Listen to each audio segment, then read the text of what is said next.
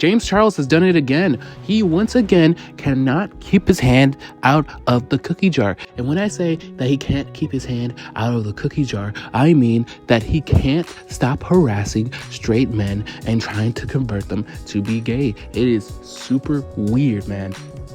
Once again, on Instagram, James Charles hit on a straight dude, basically trying to flirt with him, trying to imply, hey, I want a boyfriend, and some absolutely corny and weird texts, some stuff that you wouldn't even have leaked. But I don't think James Charles cares at this point. I think he just wants the man meat. He wants some man meat so badly that he doesn't even care, just like EDP. We can even see James Charles in these texts being super possessive, trying to force this dude into situations that he's not comfortable with, while the dude is just being polite, just making conversation. He doesn't want to, be rude to James Charles, but at the same time, he is not giving into his advances and sending clear signals that, hey, I'm straight, I don't want this, and I'm just trying to be nice, okay? So I'm just trying to figure out what James Charles is doing, because he has been caught in this situation so many times. So I'm trying to figure out, what is his ultimate goal here? Does he just maybe not care? Or maybe does he think he's just untouchable? I mean, he's been removed from the YouTube partner program, so he can't even make money on YouTube now. And he's kind of less relevant than he's ever been. And when I say less relevant, he just doesn't have the popularity that he had in his peak. So what's going on here? Well, I think it's obvious that now that he's no longer on YouTube, he feels less pressured and less caring about the actions that he takes online, because at this point, he absolutely does not care. The worst has already happened to him. He can't make money off of YouTube. I mean, his brand is still going strong. He still has devout and delusional fans that are willing to, basically suck his butt every single time and are just so completely delusional and not wanting to see James Charles in a bad light, or they have already seen him in a bad light and they just absolutely do not care, just like EDP fans. And speaking of EDP, I think he has stage 5 kidney failure, which is absolutely insane to me, especially to the fact that a lot of people want to watch this man die. They don't care if this man dies. I wouldn't want to wish this kind of condition on anyone. I am so surprised that people are willing to just say, oh, you got kidney failure? Ha ha ha ha. I don't care. You go die. Go. You're less valuable than a summer ant. You should go rot.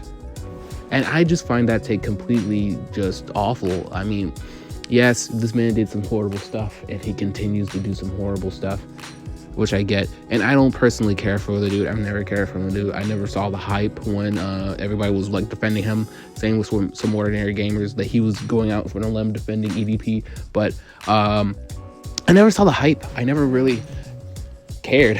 I never really thought he was all that. But yeah, I found him funny. I remember his clips used to pop up, and I never really asked my stepdad about him, even though my stepdad is like a major Philadelphia Eagles fan. He is so happy right now with how they're performing. But yes, he is just thriving right now. My stepdad, it is, in terms of his team. EDP is definitely not, because man, it is just a rough going for him. I don't know what to think about that whole situation. And then next up we have Logan Paul. Logan Paul is pretty much deleting his video. He'd already deleted his video, and then he apologized to CoffeeZilla. He apologized to him, basically saying that he was rash, he was very angry, and he didn't mean the stuff he said. He called CoffeeZilla, talked it over, and profusely apologized. And he even went on Discord and posted a message about it. Now, I think this apology is absolutely 100% phony and fake, because as we can tell, Logan showed his true feelings with that video.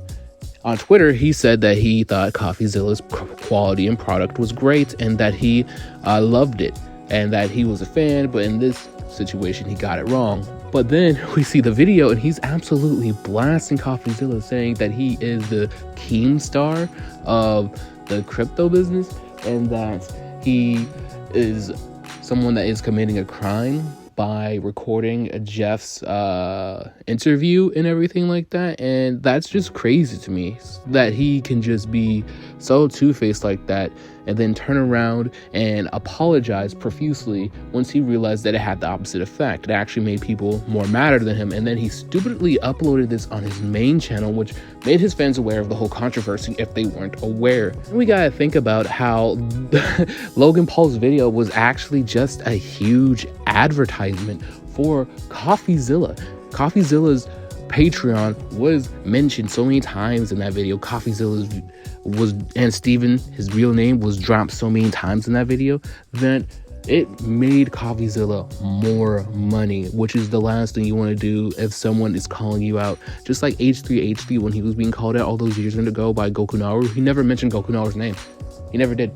In fact, if he did mention Gokunaru's name, he would make Gokunaru a lot of money, and I'm pretty sure Gokunaru would have like 2 times the subscriber count that he has now if Gokunaru is still relevant. I just remember that guy because he got absolutely a lot of attention when he made that H3H3 video, which was profusely and swiftly taken down by YouTube because of the fact that he showed, I think, a violent thing with a gun and stuff like that.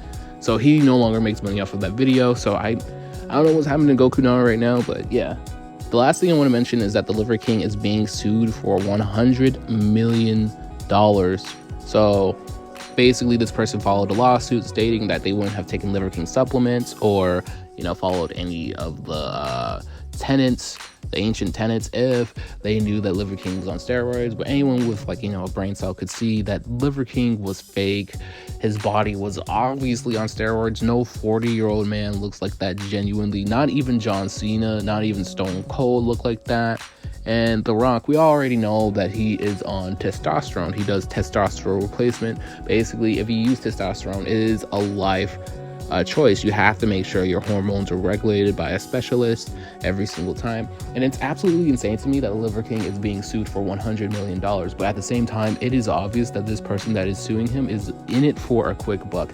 They realize that they can have a class action lawsuit, you know, for false advertisement, since Liver King went on a very public platform saying, oh, I'm all natural. These gains are all natty, even though it was very clear that it's not. And then when More Plates, More Dates basically exposed him, Liver King had to, you know, say in publicly that yes, he did pump himself full of tens of $1,000s worth of steroids, which is absolutely insane. You know, the cycle that he has to go on and everything like that. But I don't even really think this is healthy, to be honest with you. He has to eat a lot, he has to work out a lot, but he's still a 40-year-old dude. His bones, I mean, he has the bones of a 40-year-old, and your bones get weaker as you age. And his bones carrying like all that muscle mass cannot be good for his body or his knees. So it is absolutely insane that this man, you know, is doing the stuff he does with the bones that he has and how old he really is. So it's just absolutely insane to me. Anyway, this has been Mr. Amazo, and I am out.